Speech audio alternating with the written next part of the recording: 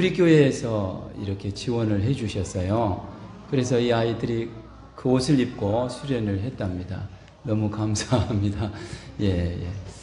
자, 간단하게 벌써 32분이 됐으니까 간단하게 제가 설교는 해야 되겠죠? 예. 그냥 치킨하고 피자에 그런 친구들이 있을 텐데 그래도 간단하게 여름 설교 시리즈로 이렇게 좀 기본을 잘 다지자 이렇게 해서 3주 전에가 구원의 확신을 좀 다루었습니다. 그 다음에 지난주가 교회가 무엇인가, 그리고 오늘이 교회는 어떤 곳이죠? 야, 누가 했어요? 유진이가 저기 피자 한 판을 아예 통째로 주십시오. 교회는 그 정의가 있잖아요. 한번 따라 할까요? 하나님의 부름을 받아 예수 그리스도를 믿는 사람들의 모임. 예, 그게 에클레시아 교회인데, 교회를 또 우리 예수님이 뭐라고 그러셨어요? 만민이 기도하는 집이라고 했죠. 그래서 한번 따라 합시다. 교회 와서 기도합시다. 교회를 항상 오픈하고 아예 그 시건장치를 하지 않고 그냥 이 잔잔한 찬양을 틀어놓고 늘 성도들이 아무 때나 와서 기도할 수 있는 이런 공간으로 열어놔야 되는데, 보통 교회들이 가보면 어때요? 평상시에 항상 열려 있나요? 많이 닫혀 있죠. 왜 그럴까요? 도둑놈이 오니까 저희도 교회를 항상 오픈을 했거든요. 개척하고 교회를 건축한 후에. 그랬는데 여기 장애인 복지회관에 어떤 애가 와가지고 기타도 가져가고 제 사택에 있는 옷도 빨래를 다 가져가고 그래가지고 할 수 없이 교회를 이렇게 잠그고 그랬습니다. 자, 우리 어린 친구들, 자, 교회 그 비밀번호 가르쳐 드릴게. 자, 한번 해봅시다. 9193. 아닙니다. 죄송합니다. 9192. 예, 우리 교회 오실 때 여러분들 9192 누르면, 그리고 별표를 누르면 이렇게 숫자가 나와요. 또 그러면 숫자 한 번 더 누르고 별표를 누르면 교회에 와서 기도할 수 있습니다. 할렐루야. 제가 새 생명의 기쁨이란 책을 만들어 가지고 처음에 교회를 개척을 했는데, 그때 1:1 성경 공부를 다 했습니다. 전도해서. 그러면 요 3과가 되면 이 기도 생활에 대해서 제가 가르쳐 주고 숙제를 냅니다. 일주일 동안 하루에 5분씩 기도하는 게 숙제예요. 근데 이분들의 공통적인 반응이 뭐냐면, 기도를 실컷 하고 시계를 보면 1분 지났더래요. 기도가 정말 어렵더래요. 예, 그래서 그 성도들도 앙케이트 조사를 해보면 기도가 제일 어렵다고 하죠. 한번 옆 분들과 인사할까요? 매일 1시간씩 기도하시나요? 시작. 그러면 이제 반응을 해야 되겠죠. 예, 얼마 기도한다고? 우리 예수님이 어떻게 말씀하셨나요? 겟세마네 동산에서 너희가 1시 동안도 깨어 있을 수 없더냐. 그래서 문자적으로 그냥 1시간이라고 할 수도 있고, 나와 함께 이 시간에 깨어 있을 수 없더냐 할 수 있는 것인데, 그냥 우리는 1시간으로 하자고요. 예, 그래서 하루에 어느 정도는 기도해야 된다고요? 1시간 정도는 기도해야 됩니다. 목사는 어느 정도 기도해야 될까요? 3시간이라고 제가 생각하고 기도를 하고 있습니다. 그래서 우리가 기도하는데 이렇게 한번 기도를 해볼래요? 여러분들이 내일 월요일 날 로또 복권을 사다가 기도가 잘 안 된 분들은 로또 복권을 사다 놓고 책상 앞에 딱 놔두고요, 당첨되게 해 주십시오 하고 계속 기도를 한번 해 보십시오. 기도를 못하는 분들, 기도가 수준이 있는 분들은 그렇게 안 하셔도 돼요. 근데 기도를 안 한 분들은, 교회를 다니시는데 기도를 안 한 분들이 있어요. 그래서 제가 새 생명의 기쁨 처음에 새신자 전도할 때, 그리고 성경 공부할 때 이렇게 가르쳐 봤어요. 하나님은 어떤 분들에게 기도 응답을 잘 해주실까요? 신앙이 있는 분, 신앙이 적은 분, 전자일까요? 후자일까요?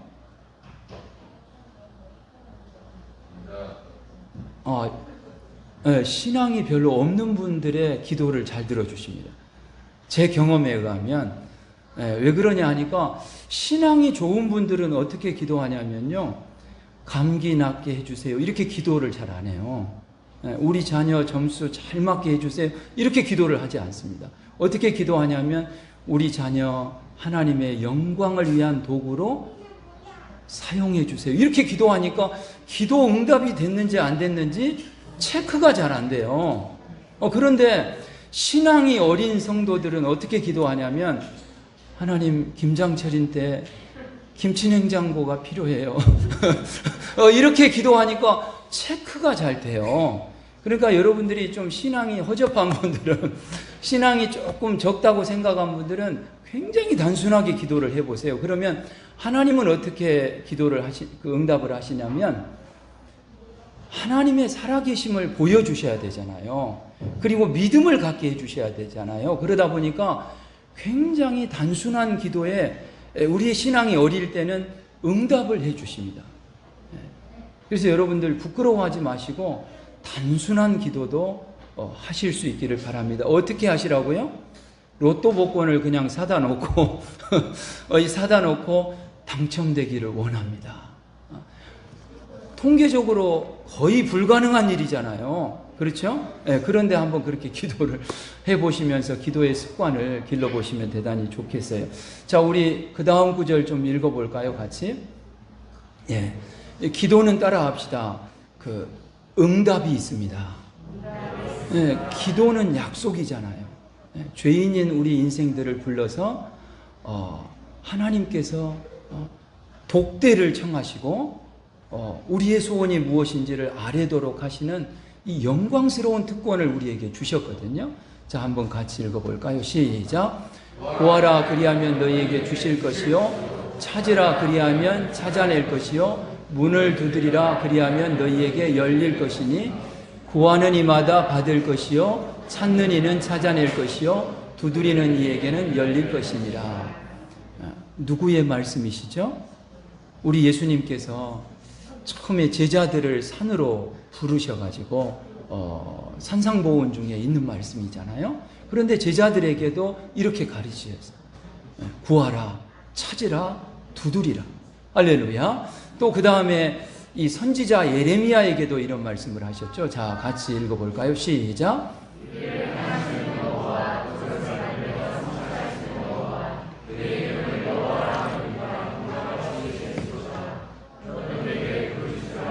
내가 네게 응답하겠고 네가 알지 못하는 크고 비밀한 일을 네게 보이리라. 할렐루야. 이 사라라고 하는 여인은 결혼을 했는데 아이가 없었습니다.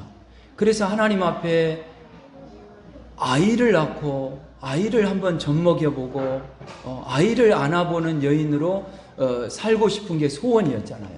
아이를 주시라고 기도했는데 하나님은 그 아이 사무엘을 통해 크고 비밀한 일까지 이루어 가셨잖아요. 그러니까 우리는 하나님 앞에 솔직하게 하나님 내 형편이 이러해요, 은혜 베풀어 주세요, 이렇게 기도할 수 있어야 되는 줄로 믿습니다.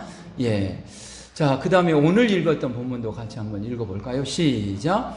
아무것도 염려하지 말고 다만 모든 일에 기도와 간구로 너희 구할 것을 감사함으로 하나님께 아뢰라. 그리하면 모든 지각에 뛰어난 하나님의 평강이 그리스도 예수 안에서 너희 마음과 생각을 지키시리라. 아멘. 그러니까 어찌 보면 염려할 시간에 우리가 기도합시다. 할렐루야. 오늘은 아이들하고 예배를 드리니까 간단하게 예화 2개만 하고 마치도록 하겠습니다. 한 청년이 있었습니다. 우리 청년들이 여기 많으니까 청년들 예화하고 그 다음에 어린아이들 예화 2개만 들도록 하겠습니다. 한 청년이 있었는데요, 대학을 졸업하고 그리고 선교단체 이제 간사로 이렇게 사역을 하게 되었습니다. 그런데 선배 간사가 이 청년 이 후배 간사에게 어느 날 불러서 이렇게 얘기를 했답니다.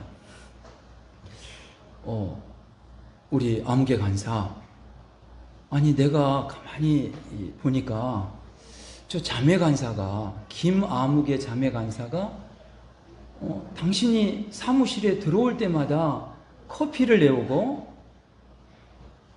녹차를 타내고 또 간식을 내놓더라. 아무래도 저 자매가 너한테 관심이 있대. 한번 체크를 해보면 좋겠다. 이 젊을 때 이런 말을 들으면 혹 하나요, 안 하나요? 그래가지고 이 젊은 후배 간사는 한번 테스트를 몇 번 해봤답니다. 오늘 또 사무실에 가니까 이 자매 간사가 정말 커피를 타주는 거예요. 또 내일 또 사역을 하고 들어갔더니 이야, 맛있는 간식이 나오는 거예요. 그래서 이 남자 간사는 나는 결혼할 나이가 안 됐는데 앞으로 신학대학원도 가야 되고 아직 준비가 안 돼 있는데 근데 나이가 같은 이 자매 간사가 나에게 관심이 있는 게 사실이네 하면서 그때 당시는 카페가 없었고요. 다방이 있었어요. 다방. 그래서 공간 해석이라는 다방으로 자매 간사를 불러내가지고 선배 간사가 이러하는데, 그리고 내가 이렇게 체크를 해보니까 혹시 나에게 정말 마음이 있는 거 아니냐. 그러니까 자매 간사가 있어요 그러더래요. 그래가지고 이게 누구 얘기 같아요? 아니 저는 이렇게 꾸며서 얘기를 잘 못해가지고 이상하게 이야기를 리얼하게 하려다가 잘 안 되네요. 그래가지고 우리 성도들은 한 두세 번 들었을 거예요. 그런데 우리 형제들은 처음 들어서, 그래가지고 결국 공간 해석에서 이 교통 정리가 돼가지고요, 이제 서로 연인이 되었어요. 그런데 나는 아직 결혼할 때가 안 됐으니까 좀 기다려다오. 기다린 지가 25 겨울에 서로 사랑한다는 체크를 해가지고 26, 27대 결혼을 했거든요. 근데 그 과정에서 이 자매 간사는 3번이나 변덕을 부렸어요. 몇 번이요? 3번의 변덕을 부렸는데 왜 그러느냐 하니까 제 아내가 없으니까 괜찮아요. 그래서 여동생이 있는데, 자매가 있는데, 여동생이 있는데, 남자친구가 벌써 캠퍼스 커플이어가지고 오랫동안 사귀었대요. 그래서 빨리 결혼을 언니가 해야 동생이 할 수 있을 거 아니에요. 그러니까 언제 결혼하냐. 그런데 저는 아직 신대원을 안 갔잖아요. 선교단체 간사하다가 이제 신학교를 가게 됐는데, 그러다 보니까 도저히 안 되겠어요. 안 되겠어요. 이것을 3번이나 제가 회복을 시켜놓으면 또 변덕을 부리고.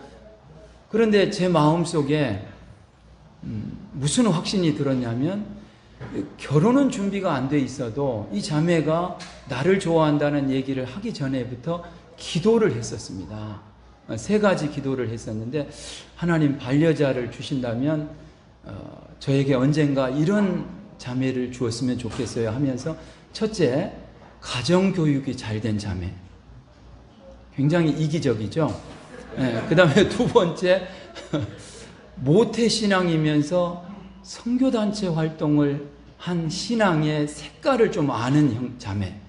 좀 신앙에 열정이 있는 자매. 그 다음에 3번째로는 목사든 선교사든 어디든 함께 갈 수 있는 자매.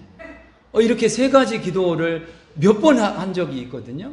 근데 이 자매가 관심이 있다고 그래서 공간 해석에 가서 그 얘기를 듣고 집에 가서 기도를 했지 않겠어요. 근데 보니까 여기에 다 해당이 되는 이 기도 제목에 합한 자매예요. 그래서 저는 그 후로 우리 그 김자경 사모가 변덕을 3번 부렸어도요, 한 번도 제 마음에 의심을 한 적이 없어요. 또 돌아오겠지. 또 돌아오겠지. 그런데 여지없이 돌아오더라고요. 그렇게 해서 결혼을 했습니다. 그래서 따라합시다. 기도는 버릴 것이 없다. 제 아내 덕분에 그래도 목회를 하고 있는 것 같아요. 제가 감사하고, 우리 형제 자매들도 기도하고 계시죠? 우리 온누리 형제 자매들 저처럼 좀 구체적으로 한번 기도를 하시면서 하나님이 이렇게 주시면 한번 체크를 해보시면 좋으리라 생각이 됩니다. 그 다음에 우리 어린 아이에 대한 얘기를 하나 하죠. 오늘은 좀 아이들이 있겠다 싶어서 두서없이 설교를 하느라고 제가 굉장히 어렵습니다. 시골 깡촌에 한 교회에서 이 젊은 처녀 교사가 그 아이들을 모아놓고 항상 비슷한 얘기를 강조를 했대요.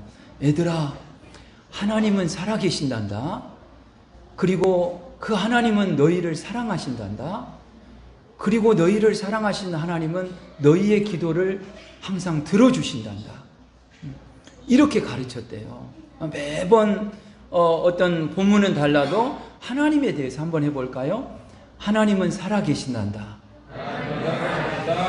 그 하나님은 너를 사랑하신단다. 너를 사랑하신 그 하나님은 너의 기도를 들으신단다. 예. 그래가지고 이 아이가 가만히 생각해 보니까 내가 하나님을 믿는데 우리 집이 너무 가난한 거예요. 그리고 우리나라가 너무 가난한 거예요. 자기가 이렇게 어느 책이라도 보면 미국은 너무 잘 살고 또 유럽도 너무 잘 살고 특별히 그 덴마크, 네덜란드 또 저 스칸디나비아 그 3국 그쪽은 너무너무 잘 산다는 얘기를 이 책을 통해서 얘가 접하고는 하나님 앞에 기도한 거예요. 하나님, 제가 커서 이 나라가 좀 잘 살게 하는데 저를 사용해 주세요.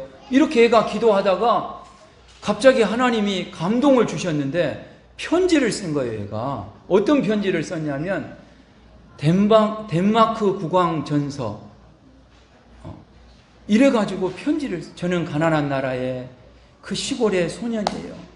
근데 덴마크란 나라는 너무 잘 산다고 하는데 사회보장제도가 너무 잘 돼 있다고 하는데 요람에서 무덤까지 이 연필로 편지를 써가지고 영어를 잘하는 분들을 찾아가가지고 그거를 영어로 다시 써달라고 해서 덴마크 국왕에게 편지를 보낸 거예요. 근데 우리나라에서는 그냥 국제우편이니까 그냥 보내버린 거예요. 근데 국왕님의 주소도 안 써져 있어요. 거기가 덴마크에서 그것을 받고는 국왕 폐하에게 이것을 올려드릴까 고민을 하다가 그냥 올려드린 거예요. 근데 그 편지 내용을 보니까 아시아의 그 가난한 나라의 소년이 우리나라를 이렇게 동경한다는 사실을 확인하고 올 스칼라십으로 이 아이를 초청을 한 거예요. 예. 그래가지고 이 아이가 중학교, 고등학교를 덴마크에서 졸업을 하고, 근데 덴마크에 가서 수업을 하는데 덴마크 언어를 하나도 모르잖아요, 이 아이가. 그러니까 그때 그곳에서 또 기도한 거예요. 하나님, 제가 도무지 수업을 알아들을 수가 없어요. 그렇게 기도를 했는데 어느 날부터 덴마크어가 그냥 통째로 외워지더래요. 그래서 6개월 만에 이 언어를 알아듣게 되고, 그래서 중학교, 고등학교를 졸업하고 이스라엘로 유학을 가서 거기서 박사학위를 받고, 그리고 우리나라에 들어와서 우리나라의 가나안 농군학교 김용기 장로님하고 이 류태영 박사님, 이분이 박정희 대통령에게 새마을 운동 같은 잘살기 운동을 이 건의를 해가지고 우리나라의 근대화에 크게 기여를 한 이런 소년이 그런 인물이 되어서 건국대학교 이 석좌 교수가 되기도 하셨고 이런 분입니다. 한번 해봅시다. 기도는 버릴 것이 없다. 우리 옆분들과 다시 한번 할까요? 기도하며 신앙생활 하고 있나요? 시작.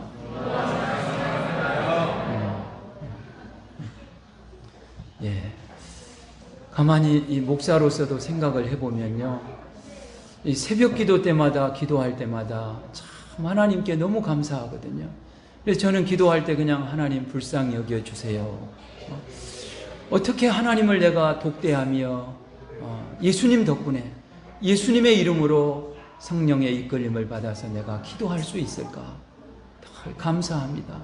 한번 해볼까요? 영광스러운 특권입니다.